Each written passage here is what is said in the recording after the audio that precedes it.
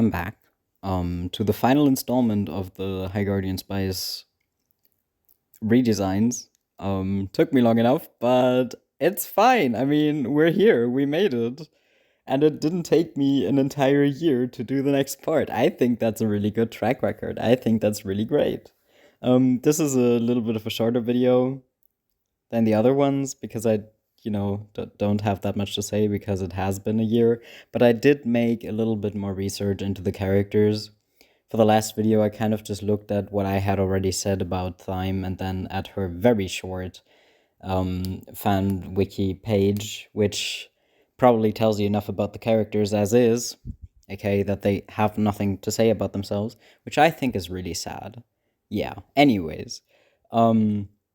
And to the design, before I go a little bit into what I want to do with the character, if I was going to write it, which I'm not going to, because this took a year, but that's okay. That's okay. We're vibing.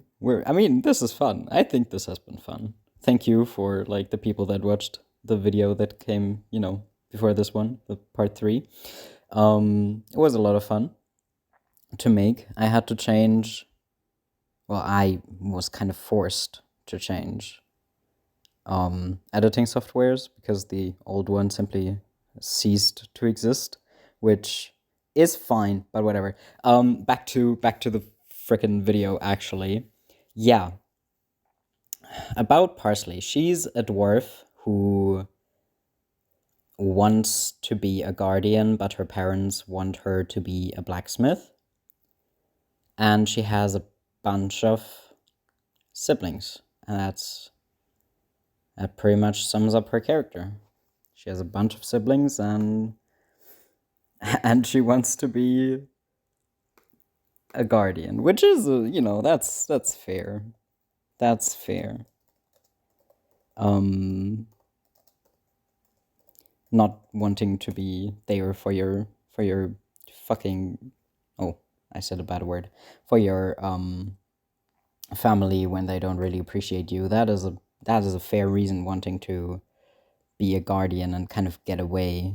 It is very fair, which, yes, I wanted to go over the design before going over what I wanted to do with her. So let's do that first. Okay, so the design. I struggled a lot. I didn't know how to make her look short. I think I managed in the long run. I think she looks like she is short, which is quite good, because that was kind of the goal. And I also gave her long ears, because if I can't give people long ears, then I am not happy. I am on a rampage right now. I'm not on a rampage. That is a lie. However, I do have the urge to give absolutely every person that I'm drawing pointy ears, and I think a dwarf is a very fair reason to do that. So that's what I did. I also tried to make her a little bit more chubby, which, as you can see on the screen right now, I don't know how to draw boobs, but that's fine. That's fine. They're going to be covered up anyway.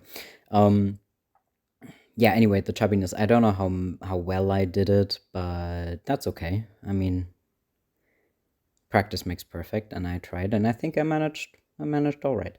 Yes.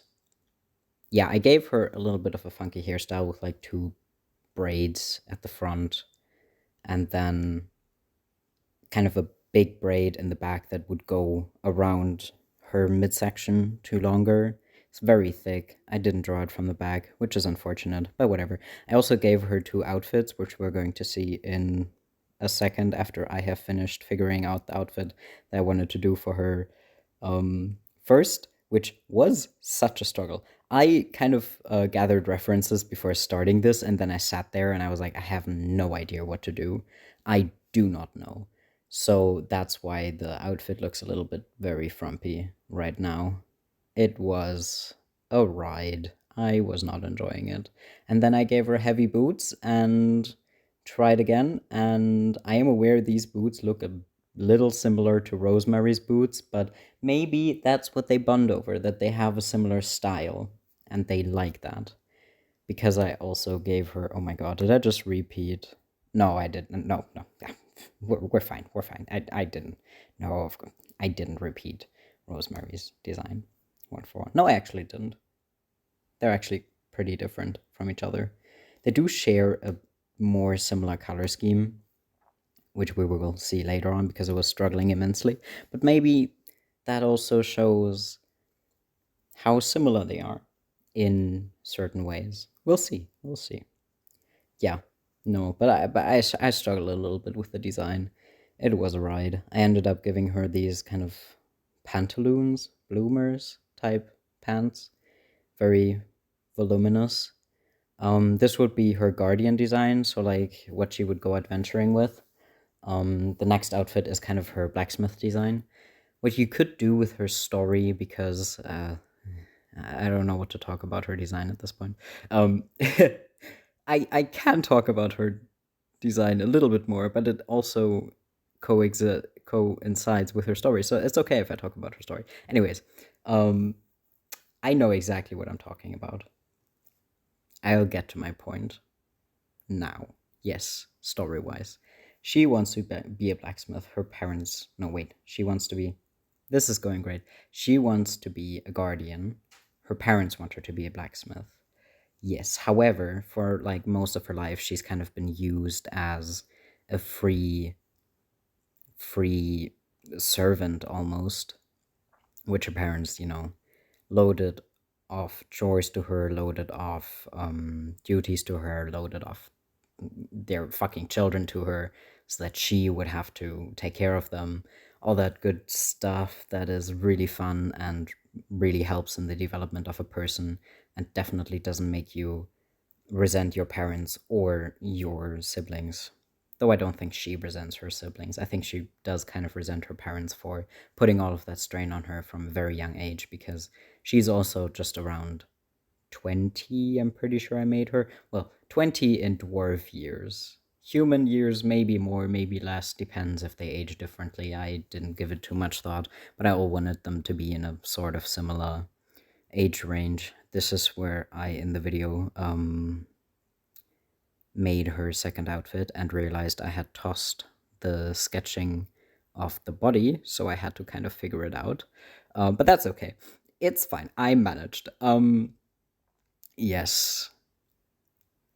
So yeah, she kind of wants to get away from her family. She wants to live her own life, wants to help the world instead of just being a glorified babysitter. And she likes blacksmithing a lot.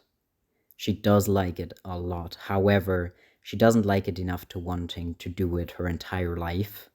And she doesn't really like that she feels like she has no choice in the matter, like she has to just because her parents do.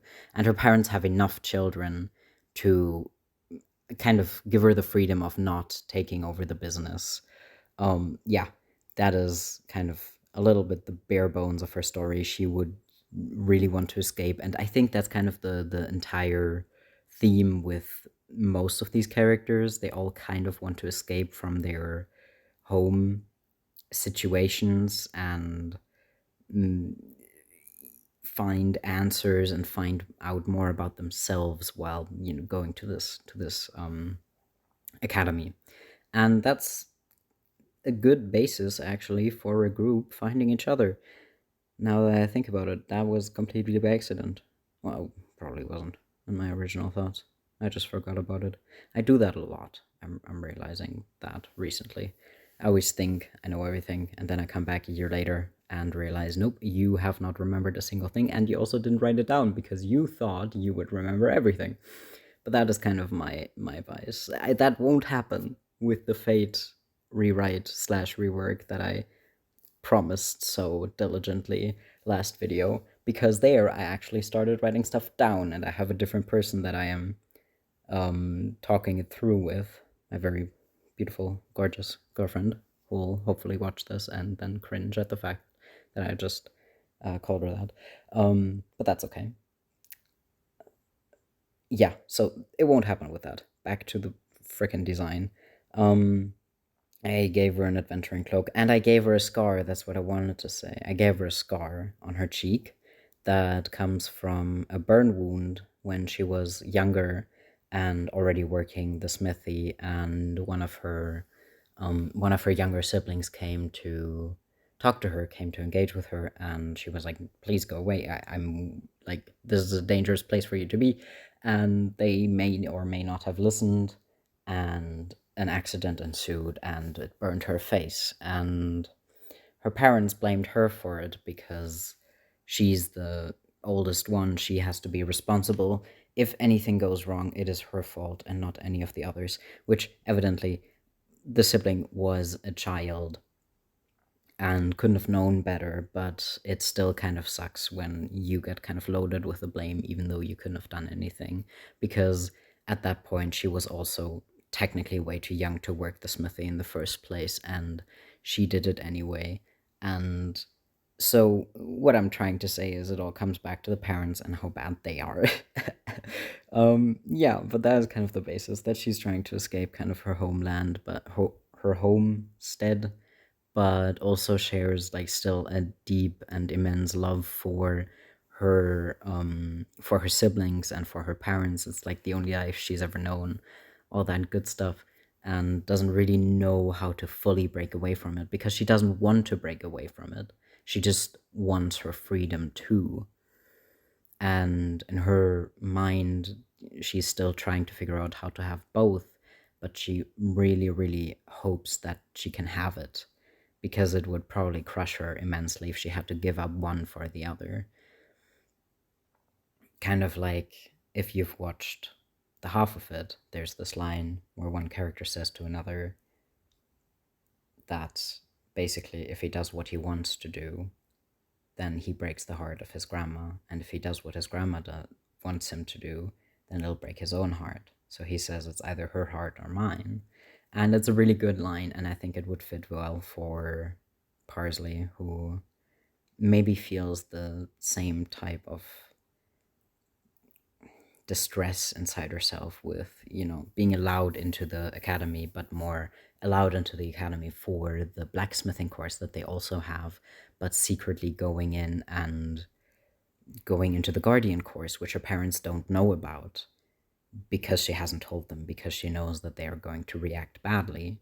And she really, really, really doesn't want that, because them reacting badly would mean bad things for her, would mean they could, take her out of the school, and that would really suck for her because she has found friends there and she has found companions there and maybe even a girlfriend or something, because why not? It's a show about diversity. You can, I mean, maybe she finds a girlfriend in time, because like that would be really interesting if the wood elf and the dwarf got together. I don't know if that would actually fit the characters, but I thought it was a cute, kind of fun, quirky idea, because I thought maybe they could braid each other's hair, and that made me happy to think about. So yeah.